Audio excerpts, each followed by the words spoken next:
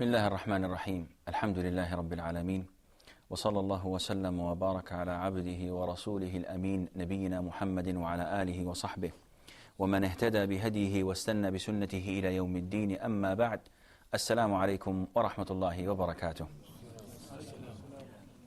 Last lesson we talked about sighting the moon, and we emphasized that in Islam we know the beginning and the end of months by sighting the moon, especially the month of Ramadan and the month that follow that, where we need to know the beginning and the end of the months for performing forms of worship to Allah Almighty.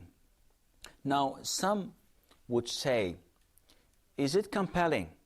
Is it a must, if the moon is sighted in one region, that all Muslims worldwide consider that as sighting for their regions or not? There is a different opinions between scholars. Each has his own opinion and think that this is the best and most authentic verdict of all. But it's not a thing that one should worry about a lot, because usually the difference is in a day or two, and it will automatically change and fix itself a month or two later on. Yet the most authentic verdict is that each region has their own sighting. Some scholars say the regions that follow a leader, one leader, they should all fast in the same time. So if it was sighted in the east of that region, the people in the west, north and south of it should follow that sighting, because they all have one leader that joins them all under his leadership. Some scholars say, no, one leader is good enough for other leaders. So they should all fast regardless of their differences of stay. But the most authentic opinion is, no, there are regions. And during the past 14 centuries, it was never reported to us that all Muslims worked with one sighting, that they all followed the same sighting and they all fasted in the same day because of this single sighting. It was never reported to us during the past 14 centuries, and I don't think there is any reason to do it now. Each region has their own sighting. Okay, let's assume that I see and I sight the moon. I go to the judge, the Islamic judge, or I go to the ruler, and I report my sighting. And for a reason or the other, they don't accept my sighting. Whether because they think I'm not qualified for that, they don't think I'm a good Muslim, maybe because I have done something wrong in the past where I was punished for it by Islam, so they would not accept my testimony. So what should I do? Should I fast? And they're not fasting. Or should I pretend to be not fasting but actually fast? Or should I do as they're doing and not fast? And the same happens at the end of Ramadan. If I witness and I see and I sight the moon of Eid that marks the end of Ramadan, and nobody wants to accept my witness, my testimony. They think it's not acceptable. So what do I do? Do I fast the following day, which I know it's Eid, but nobody else is accepting that fact? They're all fasting. Do I break my fast? The scholars say that the Prophet's hadith governs this problem. He said, the fast is the day you all fast. And the break of fast is the day that you all break your fast.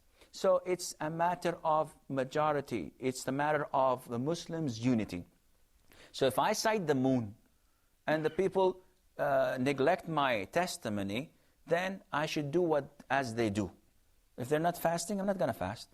Because at the side of Allah, the month starts when they all agree that it has started.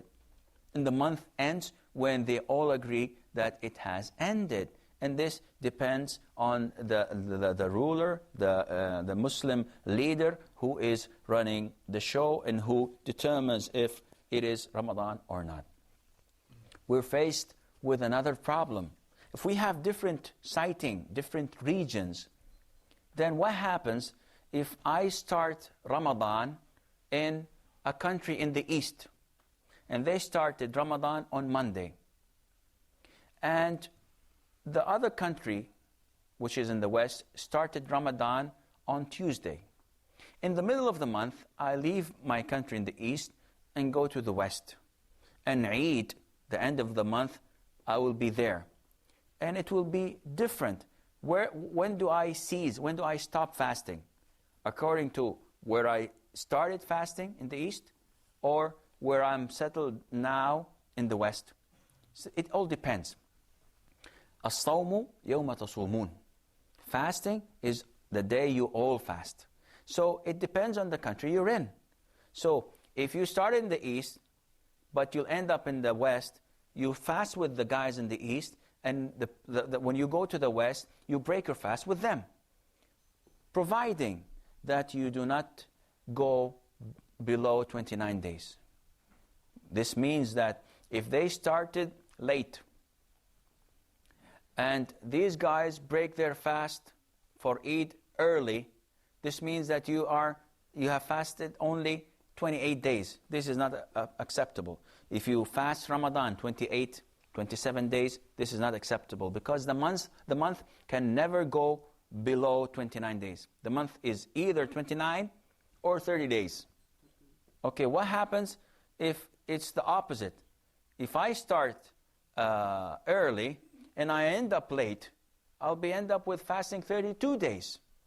So what do I do? When I finish 30 days, I break my fast, although in this country I'm in, they still have 2 days left. What do I do? Scholars say no. You fast with them, even if you fast 32 days, even if you exceed 30 days, these 2 days will be considered to you voluntary. But you cannot pinpoint when are these 2 voluntary days are. Are they in the very beginning or in the very end? So you fast with these people, even if they fast or sight the moon early, and you break your fast and end the month with the others, even if they sight the moon late, and this way you will be on the safe side. Okay, now let's come to everyday case. When do I fast? Now I know when to fast throughout the year, in the month of Ramadan. Okay, what about Ramadan? When do I fast? Muslims fast from the break of dawn till sunset. This is the time where we fast. And what a lot of people do nowadays is baseless.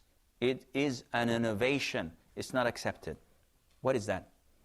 A lot of people time their fasting to a quarter of an hour prior to the adhan, the call of prayer for Fajr. They time themselves 15, 20, 30 minutes before the break of dawn. And if you ask them, why do you do that? They say, we would like to make a buffer zone.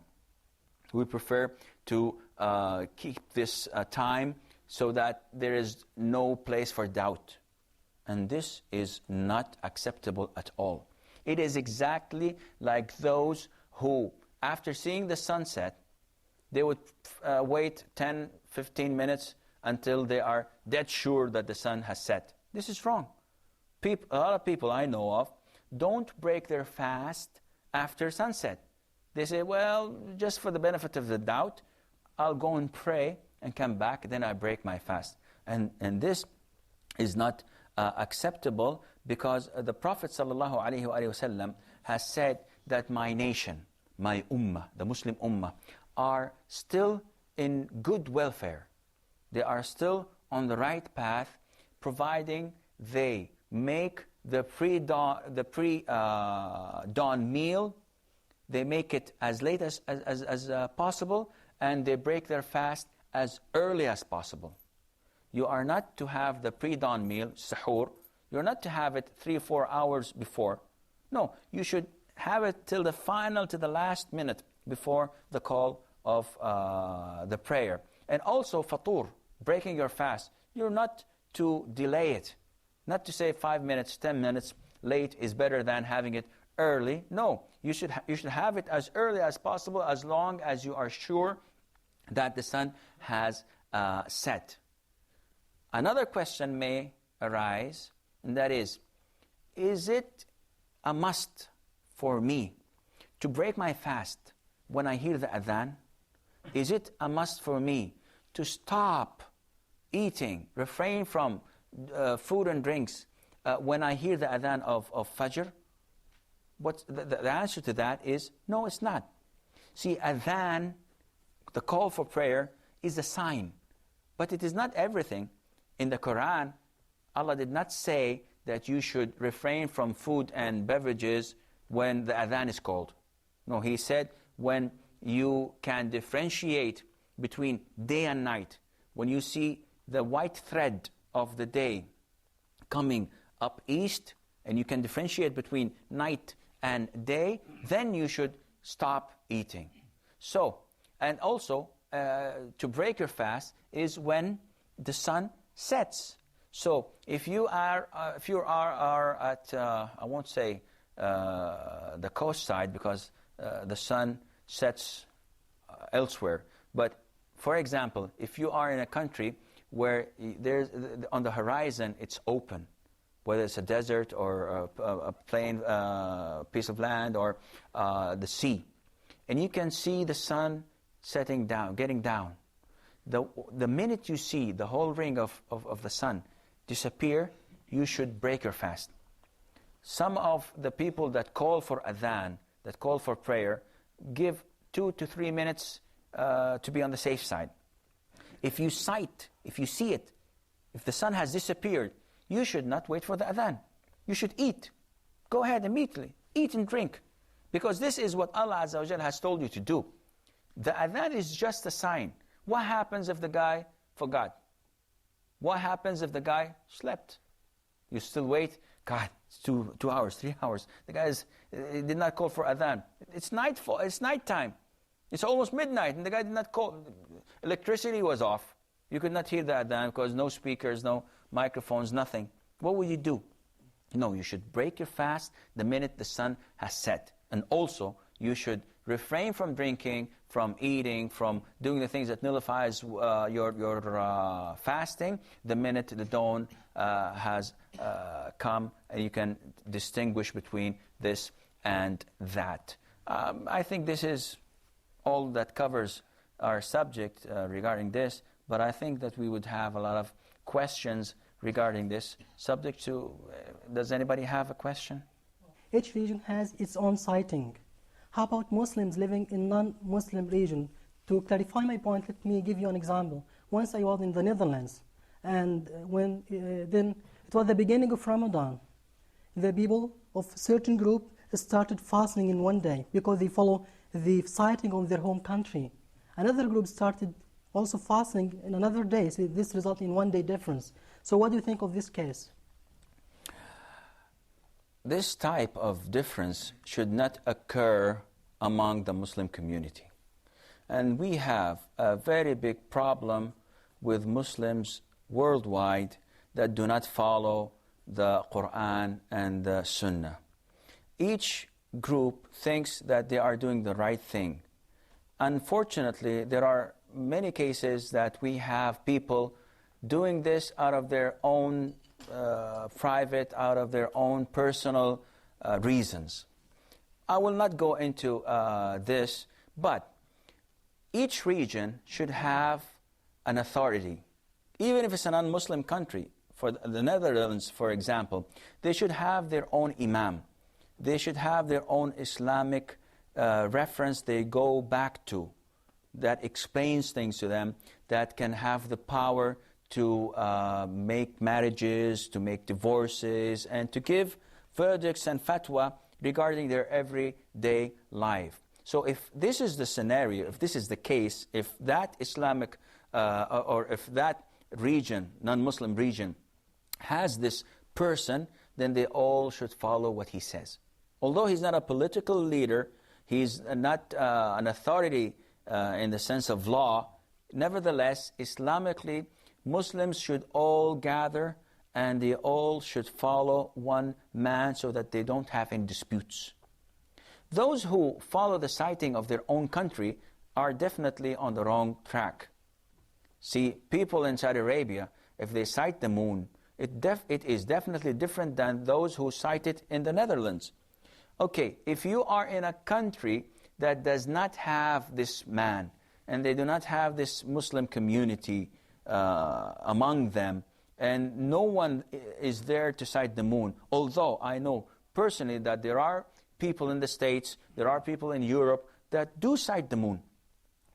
Though their countries are considered to be non-Muslim countries, yet they do go and sight the moon. So you should follow them.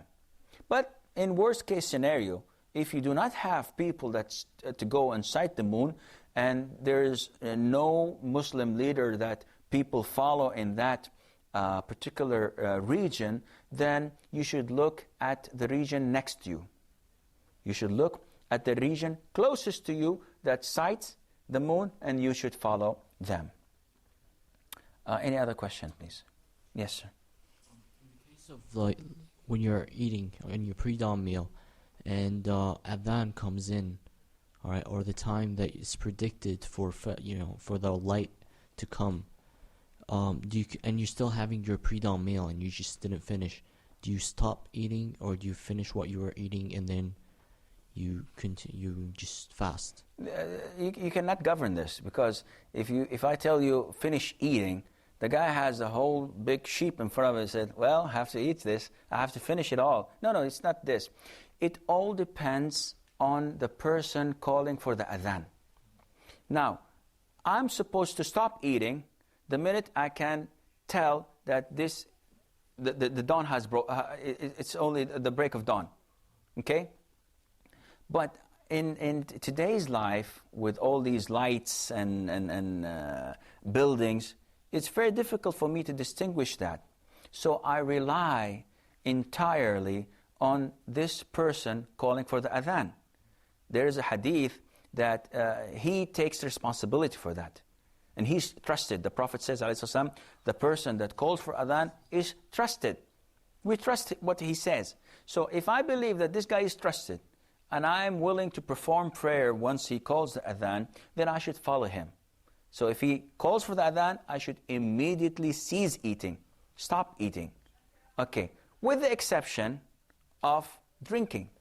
Because there is a hadith from the Prophet ﷺ, where he says that if the man calls, if the guy calling for prayer, if he calls for prayer, he makes the adhan, while one of you has a pot drinking from it, he should not let it down until he fulfills his needs.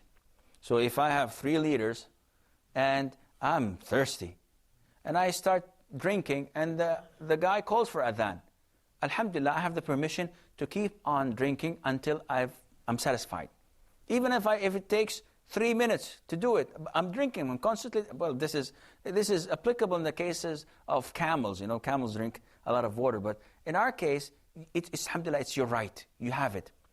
It's not right to do like a lot of people do, is they sit idly and doing whatever they want to do. Once they hear the call for adhan, they rush to the kitchen, open the fridge, and get some water. Well, the guy is calling for the adhan and start drinking. No, this is not acceptable, because this is twisting it. The right way of doing it, if you're drinking and it calls for adhan, don't stop drinking. Keep on drinking. You have the right to do that. But while eating, if it calls for adhan, stop eating. Don't finish your plate. Don't finish your dish, because it is not as important as drinking. Eating, you can go on without eating for a while, but drinking, you have to drink. And you have only limited time that you can wait without drinking. I think this answers your question, and I think that this is all the time we have for today's lesson. Until we meet, inshallah, next time. Fi amanillah. Wassalamu alaikum wa rahmatullahi wa barakatuh.